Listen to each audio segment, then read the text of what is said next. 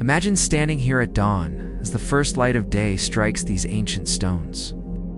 This is Stonehenge, a monument so old it makes the pyramids look young. It was built over a staggering 1,500 years, beginning around 5,000 years ago. The people who built it lived in the Stone Age. They had no metal tools, no complex machinery, and not even the wheel. Yet they created this. How? This is one of history's greatest unsolved mysteries, a story of human will that defies belief, and the biggest secret. Some of these stones were dragged over 150 miles to get here.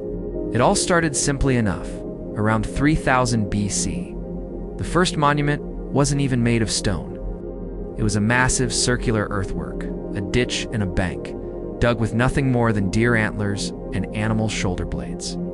Inside this circle, they dug a ring of 56 pits, now known as the Aubrey holes.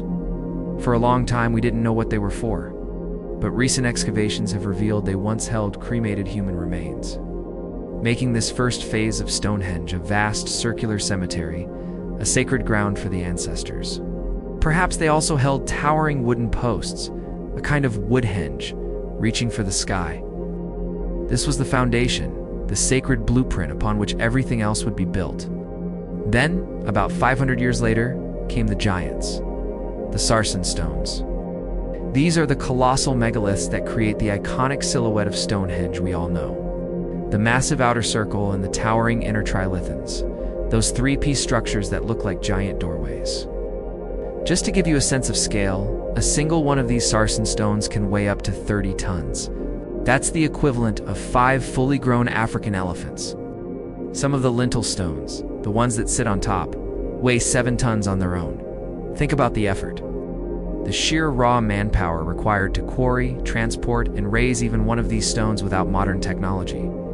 It's almost incomprehensible. So where did they get them? For centuries, this was a huge puzzle, but modern science has given us the answer.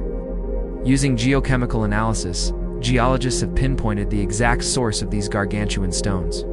They were quarried from a place called the Marlborough Downs, about 20 miles north of Stonehenge. It sounds close, but remember, 20 miles for a 30-ton stone with no wheels is an epic journey. It would have involved navigating hills, forests, and marshland.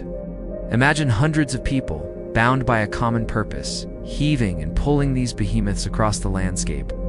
The journey for just one stone could have taken months, or even years. And they did it over and over again. But as incredible as that sounds, it's not even the most mysterious part of the story. Because inside the mighty sarsen circle, there's another smaller circle of stones. These are called the bluestones. They're smaller, averaging about 2 to 4 tons each, but they hold the biggest secret of all. For a long time, their origin was a complete enigma. They are geologically unique, not found anywhere near Stonehenge.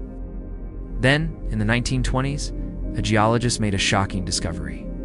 He traced them to a specific set of rocky outcrops in the Prehistoric Hills, in modern-day Pembrokeshire, Wales. That's a journey of over 150 miles. This wasn't a 20-mile trek.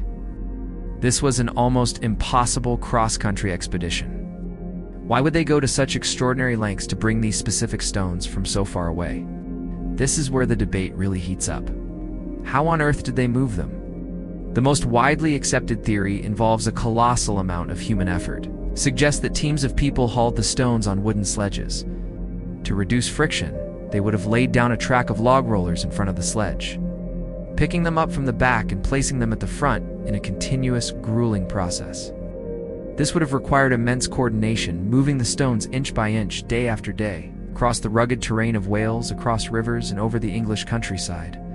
And then there's the controversial stone raft theory. Some researchers believe that the builders used the waterways to their advantage.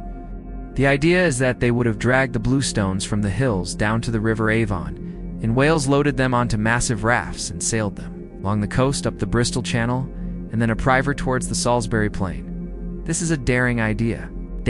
Experiments to prove it have had mixed results. Could such a raft really support a 4-ton stone in treacherous coastal waters? The jury is still out. But there's another, even more mind-bending theory. What if humans didn't move the stones the full 150 miles? Some geologists propose that a massive glacier, during the last ice age, did most of the heavy lifting. The theory goes that a glacier scraped the bluestones from the Preseli Hills and deposited them much closer to Stonehenge, on the Salisbury Plain. In this scenario, the builders simply found these sacred, exotic stones nearby and moved them the final few miles. This would explain the why they were special, because they were otherworldly, brought there by an immense natural force. However, there's little geological evidence of glacial deposits in this specific area, making this theory highly contested. Whatever the method, the stones arrived. And they weren't just plunked down. Stonehenge is a masterpiece of prehistoric engineering and astronomy. Its placement is deliberate and precise. The entire monument is aligned with the movements of the sun. The main axis points directly toward the sunrise on the summer solstice, the longest day of the year, and the sunset on the winter solstice, the shortest day. On that summer morning, if you stand in the center of the circle and look out through the main entrance, you will see the sun rise perfectly over a solitary stone, standing outside the main circle known as the heel stone. It's a celestial clock of breathtaking accuracy. And the craftsmanship is just as stunning. These weren't just rough, unworked rocks. The builders painstakingly shaped and dressed them. Using harder stones called hammerstones, they would have spent countless hours pounding away at the surface of the sarsens, smoothing them and shaping them into regular blocks. Even more incredibly, they carved woodworking joints into them. The upright stones have knobs, called tenons, carved on their tops. The horizontal lintel stones have corresponding holes, called mortises, carved into their undersides. This mortise and tenon system locked the stones together, making the structure earthquake-resistant and incredibly stable. They built it to last, so they have the stones, they've shaped them. But now comes the final monumental task, raising them. How do you lift a 30-ton stone into a vertical position and then place a 7-ton lintel on top of it? The prevailing theory is that they used a combination of brute force, simple machines, and sheer ingenuity. To raise an upright, they would have dug a hole with one sloping side. They'd slide the base of the stone into the hole, and then, using huge wooden A-frames as levers and teams of people pulling on plant fiber ropes, they would have slowly, painstakingly heaved the stone into a vertical position, securing it with packed rubble.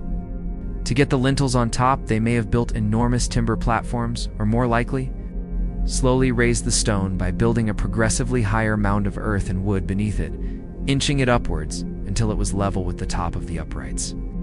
So, after all this effort, this multi-generational project spanning 1,500 years, what was it all for? Was it a temple for sun worship? An astronomical observatory to predict seasons and eclipses? A sacred burial ground for royalty and priests? Or was it a place of healing, where the bluestones, believed to have magical properties, could cure the sick? The honest answer is, we don't know for sure. It was likely all of these things at different times. As generations passed, its purpose may have evolved. It was a cemetery, a calendar, and a cathedral, all rolled into one. In the end, the how and the why of Stonehenge are just parts of a much bigger story. The real story is about the people. It's a testament to what humans can achieve when they are united by a powerful belief. Generations of families devoted their lives to this project. It required a level of social organization, planning, and unwavering commitment that is hard for us to imagine today. They weren't building it for themselves. They were building it for the future, for eternity. Stonehenge is more than just a pile of rocks.